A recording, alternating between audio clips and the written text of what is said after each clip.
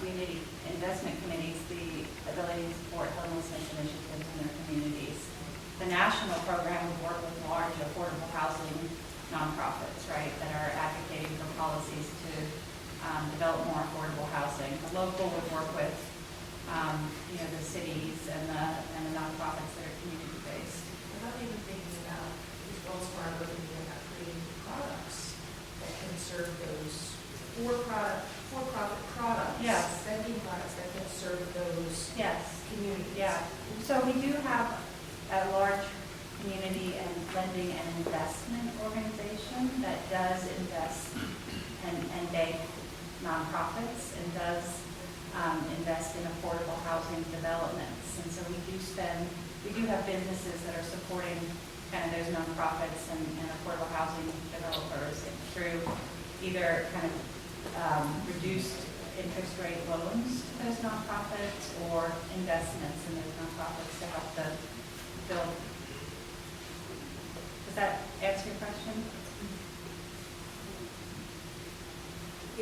How do you monitor the corruption of the non-profits?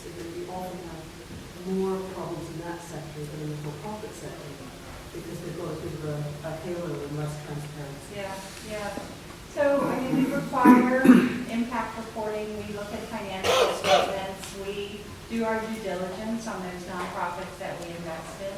I think it's a journey, and we're not perfect, but I think, we are part of our new foundation strategy is really to mature and professionalize our philanthropic investments and really begin to, build out a measurement and evaluation staff that can really look at the effectiveness of our grant making and the performance of our grantees. I think that is a new area of kind of professionalization within the foundation space, is that measurement and evaluation. So we're building out our capabilities there. There is a peculiar area of this that I just wanted to call to your attention to see if you're doing anything with it. I like peculiar things. This is really peculiar because it's neither nonprofit nor profit. Okay. The city of New York has made a major commitment to build a life science industry in New York City to compete with other areas around the country and the world. And there is a tremendous amount of innovation going on with the institutions, the hospitals, and the universities that are creating discovery, and technology is driving this much, much faster now than ever before.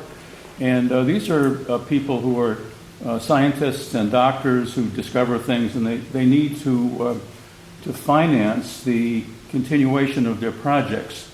Now, they can't possibly do it in many cases as a for-profit business, even though they are for-profit, and they can't possibly do it as non-profit. So it's kind of like an in-between.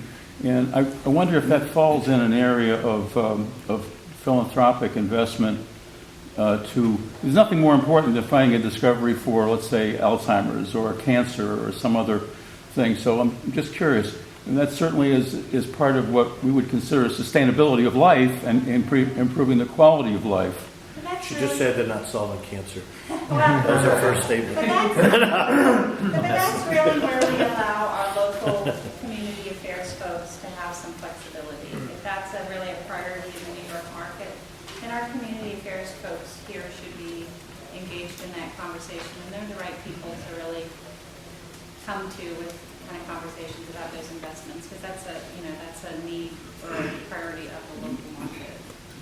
So I think that's where those types of kind of great things fit, is where do we think locally we need to invest in and support to be a good steward here locally in New York or whatever market. So maybe offline you can tell me who to reach out to, because it's a really serious thing. We have the city really goes to great extent to train each year for the past 5 years about 40 to 50 scientific entrepreneurs, and then they languish for being able to try and find capital, and they end up with venture capital, which is not necessarily the right thing. Right.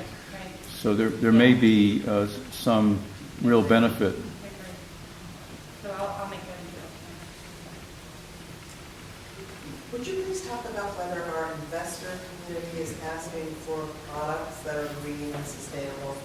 So are we getting requests particularly from millennials to purchase bonds Yes. and stocks that have Yes. green or Yes, ESG? yes, the answer is yes. I have a different presentation. $1 in $4 today is invested in a SRI ESG impact investing vehicle.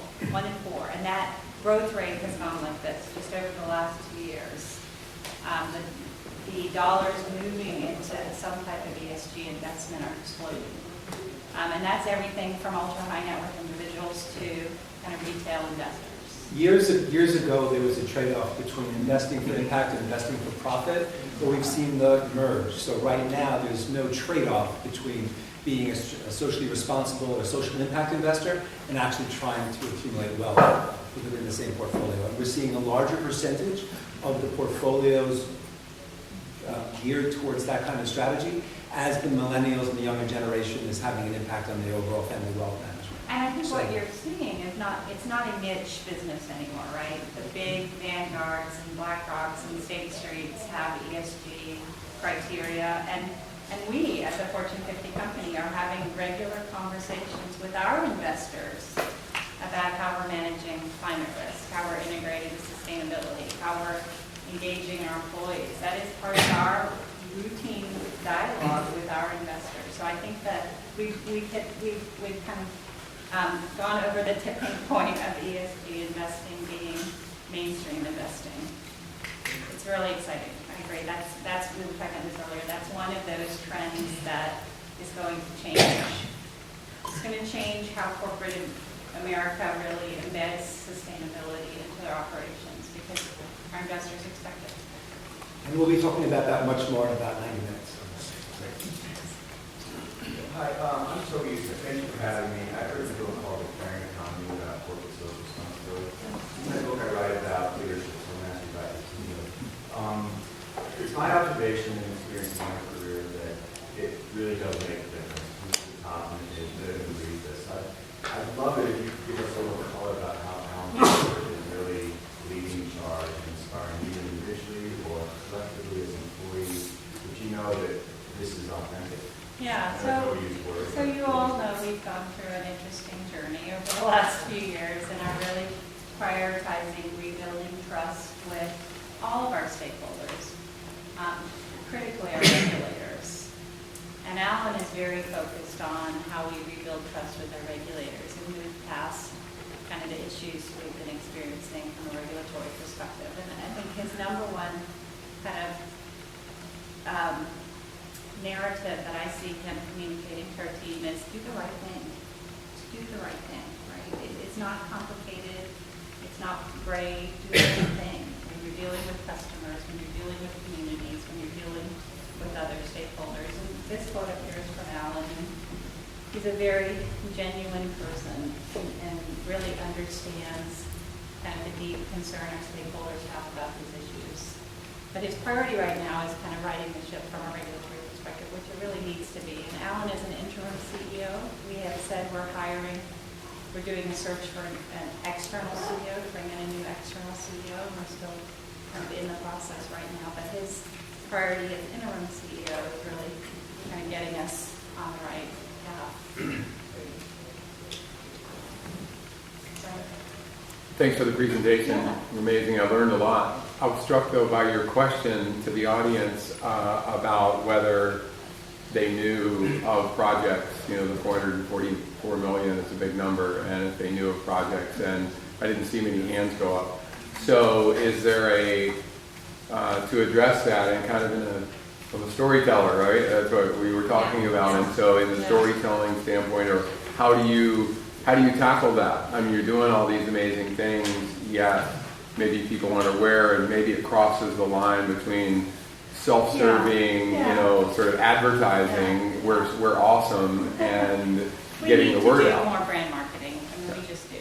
That hasn't been a priority of ours in the past. We've really tried to focus on kind of product advertising and not kind of broader brand, messaging. And we know we've got to do a better job of who are we as a company, what do we stand for, and taking some of those valuable brand dollars and marketing dollars and spending it on really telling our story all agree with you 100%. Yeah. 100%.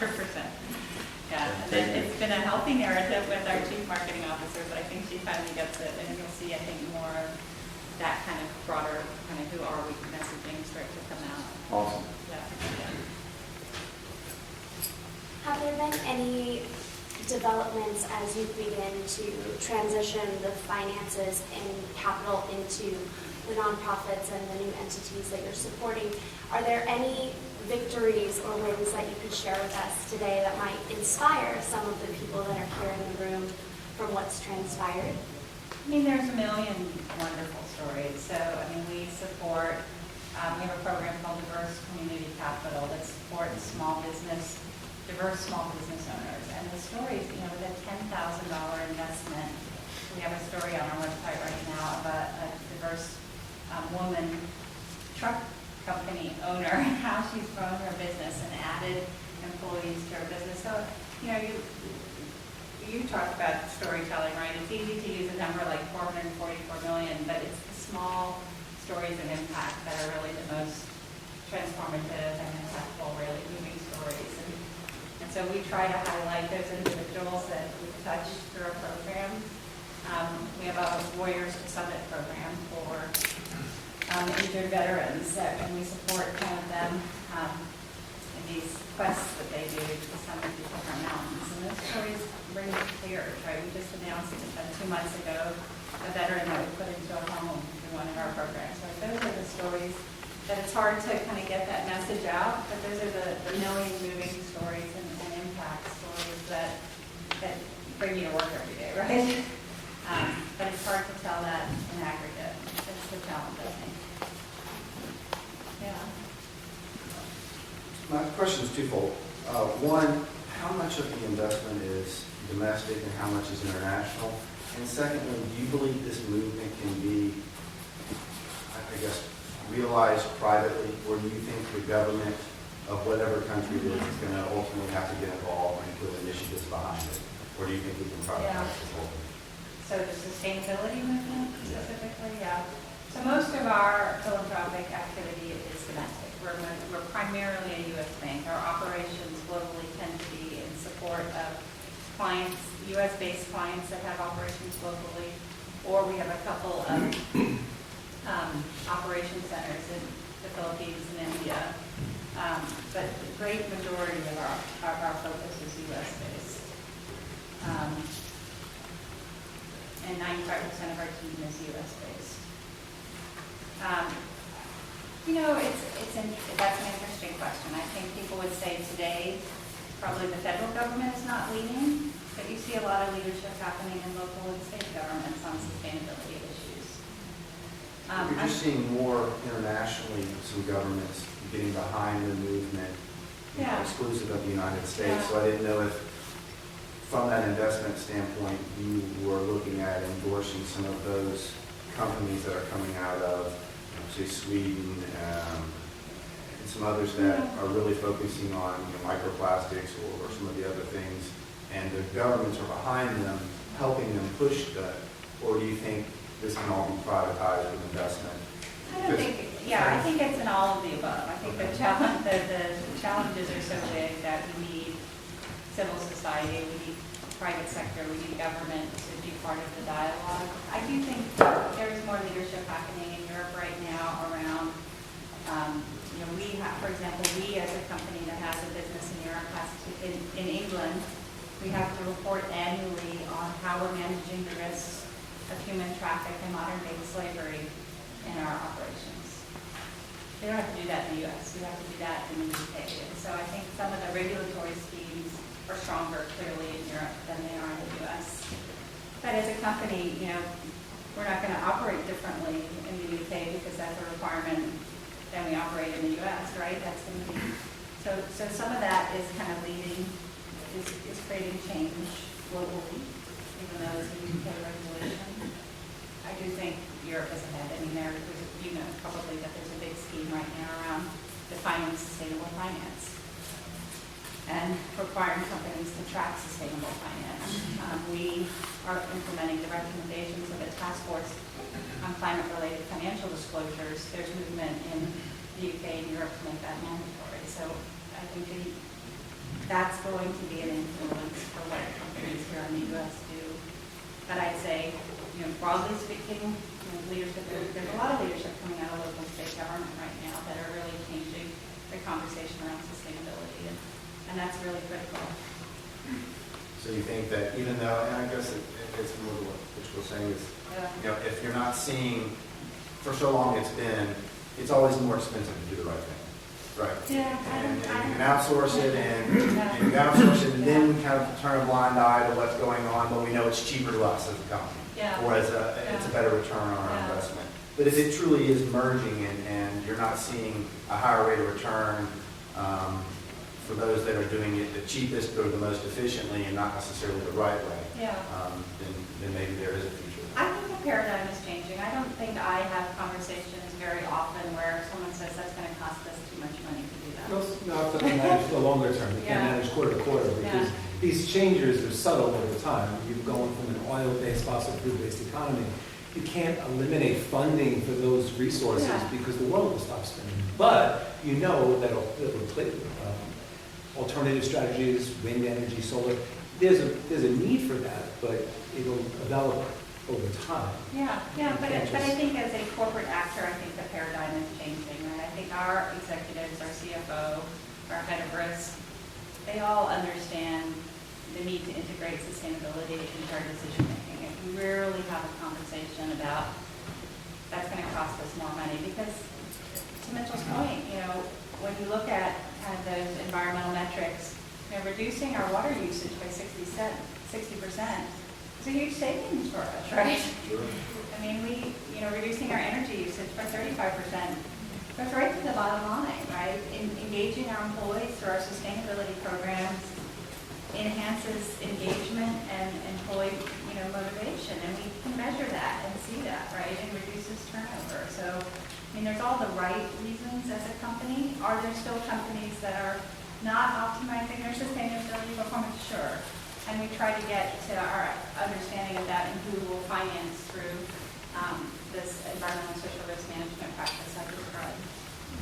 What I would say is oftentimes large companies will make a very large contribution, take out a full-page ad in the paper, check off a box, take out an ad, to Roger's point, and move along. But Mary's message has been woven into the fabric of our firm at every single layer, and we're making a huge impact, but no one knows. The world sees that everyone has a credit card with their name on it. The world sees the things that New York Times wants to talk about, that they don't see the billions of dollars of commitment that we've made over, for the next 10 years. $200 billion commitment is nothing to sneeze at. And that's a tremendous amount of money. The incubator program. There are technologies that are going to dominate the sector that no one knows about. It's been funded ultimately by banks like ours. And so the changes could be tremendous. So Mary, maybe you can address real quickly, what's the process you go through in evaluating opportunities? So in a nutshell. From a philanthropic perspective or more broadly? Both. Yeah. So when determining kind of whether it's autism or cancer or clean energy, what the right priorities are for us, it's a terminology that companies use called a materiality assessment. So we really want to identify what are the most material issues for us to prioritize as a company and where we can have the ability to have meaningful impact through our business and operations. And so we interview all of our leaders, we interview external stakeholders and leaders in different, NGO space. We talk to our investors, we look at consumer research, and it's like a 12-month process. So like I said, we're in the middle of resetting our corporate responsibility priorities right now. The 12-month process we go through to understand what are the issues that our stakeholders, from employees to regulators to elected officials to investors to our suppliers to our customers, think are the most material issues for us. Where do we think, because of our business, we can have a meaningful impact on those issues? And so we do a matrix kind of analysis And those that fall into that upper right-hand quadrant, what are the issues that are most important to our stakeholders and where we can have impact as a business? Those are where we begin to set new commitments and drive focus. We have time for one last question, maybe two, they're short. Please. I just wanted to go back to something you were saying before, about the things you're doing, love it. I consult across a number of Fortune 500 firms, honestly, and they are very similar. They're doing incredible things in sustainability, and they're starting to look at these long-term, honestly, more responsible growth strategies, not just around sustainability, but longer-term growth cycles rather than spinning us. So, I'm kind of interested. It doesn't really benefit anyone if all these companies are doing incredible things, but nobody knows about it because there's no feeling that this is the norm now. So I'm just wondering what you speak on. That is how we make a global conversation. Is there some sort of body or something that's helping to share? These figures you mentioned about operationally, that's if you really go right into your bottom line, that would be so beneficial for the rest of the world to see. Well, there are huge companies doing this, and it should be wrong. And if they're not doing it, we're missing out. I think it's a great, I think part of it is a little bit of the reporting frameworks are all over the map, right? So there's no one size fits all. Here's our impact report, right? And so everybody's telling their stories in a little bit different ways, and it's apples and oranges and bananas when you're trying to compare what one company is doing versus another company. And so there's a lot of energy around driving uniformity in ESG disclosures.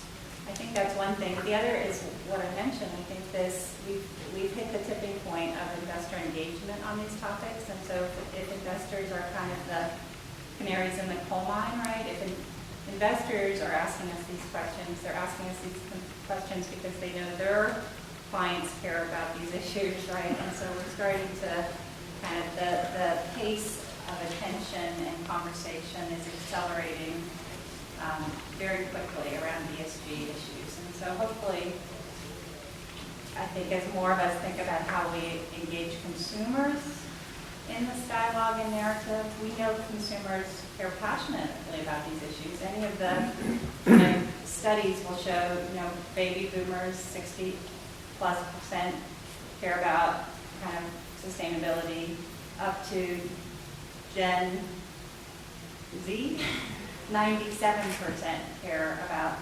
sustainability issues and want to invest in a company or work with brands that are aligned with their values. And so as we see that kind of slope start to accelerate and more of those consumers come into the marketplace and to employees of big brands, I think you'll see more pressure for companies to do a better job talking about all of this work.